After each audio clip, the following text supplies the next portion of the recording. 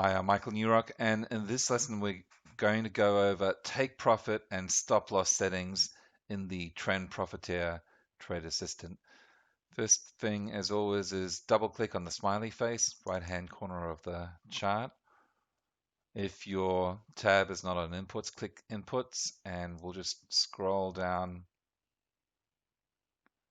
to the take profit and stop loss section, which is here.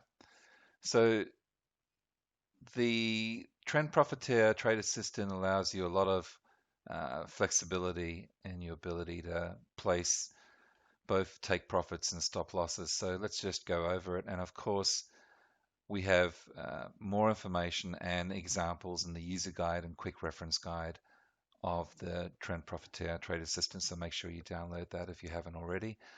First field, take profit.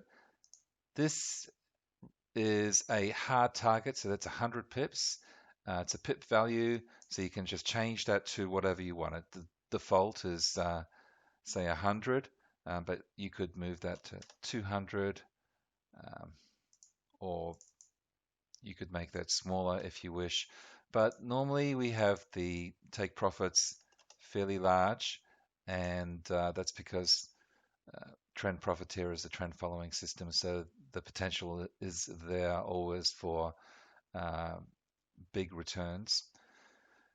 Now, split TP is the field for the take profit for the second position. If you are not trading split positions, that is two positions for the one trade, then you don't need to bother about this. You can leave it at whatever it is.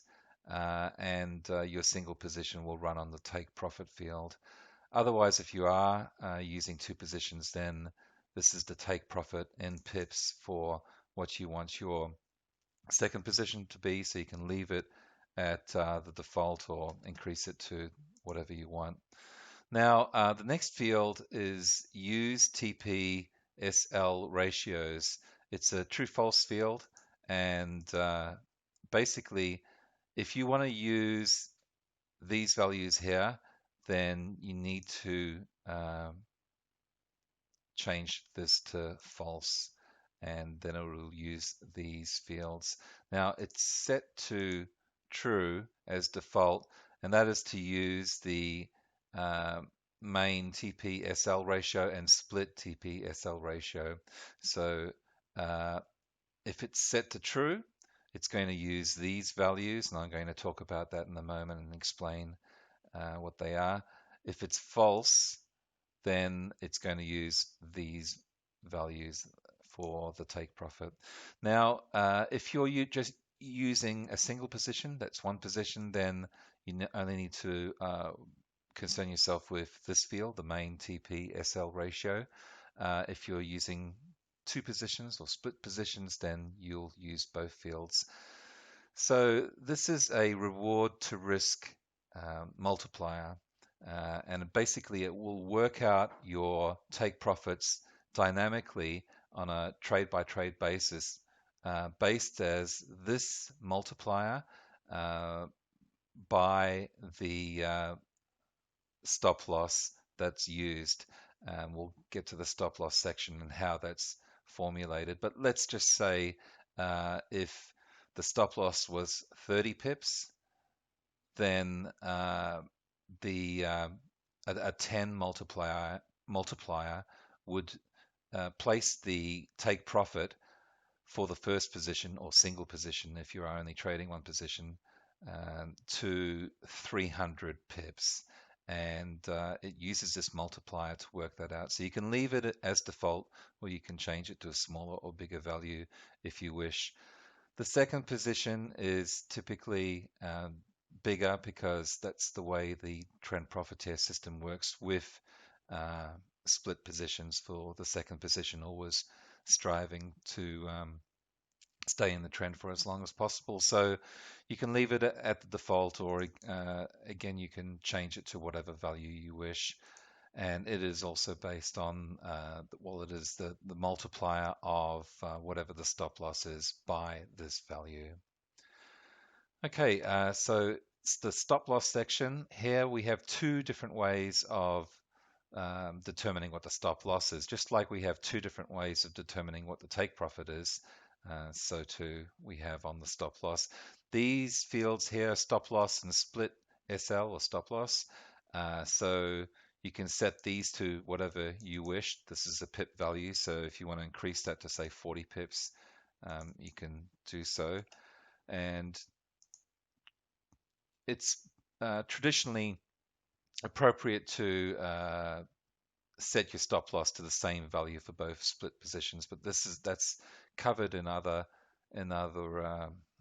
lessons. But essentially, you can use the hard stop losses here, or similarly to the take profit section, you can use the next field to use the dynamically generated stop loss. So to use these values, just like in the take profit section, you need to change this to false, and it will then use these values here for your stop loss positions for either one or two positions. But if you have it set to true, then it'll dynamically generate the initial stop loss based on the slow moving average. So it will place the stop loss, in other words, at the value of the moving average on the signal bar. So here we've got an interesting field. If you want to give it a bit more room to move, which is typically what I do, on a buy I'll place the stop a little bit below the slow moving average, or on a sell I'll place it a little above the slow moving average. This is the field to do it. So stop loss pips from MA. So if you want to give it more room, then you can increase that to say 20 pips, or whatever it happens to be. You might want to give it even more room, say 35 pips. And it just obviously depends on the time frame and the pair that you're trading. But if you leave it at say 10, that'll be appropriate for the 1 hour time frames, possibly. Like, it's always good to obviously give the trade a little bit of room to move, but this way it'll place the stop loss dynamically 10 pips away from the moving average. So again, if you want to give it a bit more room to move, then place it at 15, 20 or whatever you wish. This next field, MA, initial stop minimum, this is the minimum that the stop loss is going to be.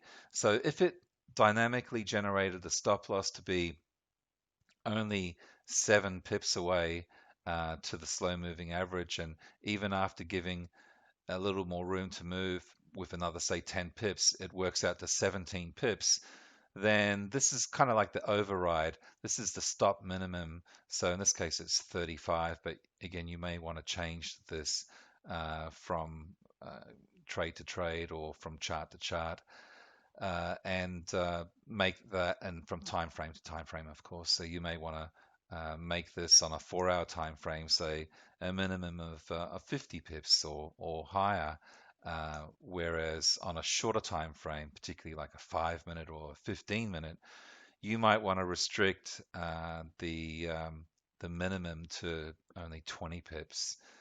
So that's quite useful as well. Next field, use counter signal SL. If you don't want to use the counter signal, then leave it as false. If you do want to use the counter signal stop loss, then set it to true. And what this does is that if your trade comes up or encounters a moving average crossover that is counter your position, so if you're buying and you've been in the trade for, it doesn't matter how long you've been in the trade for, but if you come across or encounter a moving average crossover to the downside that's countering your position, then what this is saying is that it'll tighten your stop loss to this value here, the counter signal SL. So you may have been well in profit, you come across a moving average crossover that's trading against you, and you tighten your stops to 15 pips from the current market price. So this works on both positions, and I've got it set as false on the default, but if you ever want to, then you can use this counter signal SL to tighten stops. The other thing is that you can always get into these settings during a trade and adjust your settings. So it's setting or changing the settings on the fly. So yeah, this is a pretty cool little section here, and I apologize. I am just going to cancel these alerts. And until next time, good trading, live well, and I'll see you soon.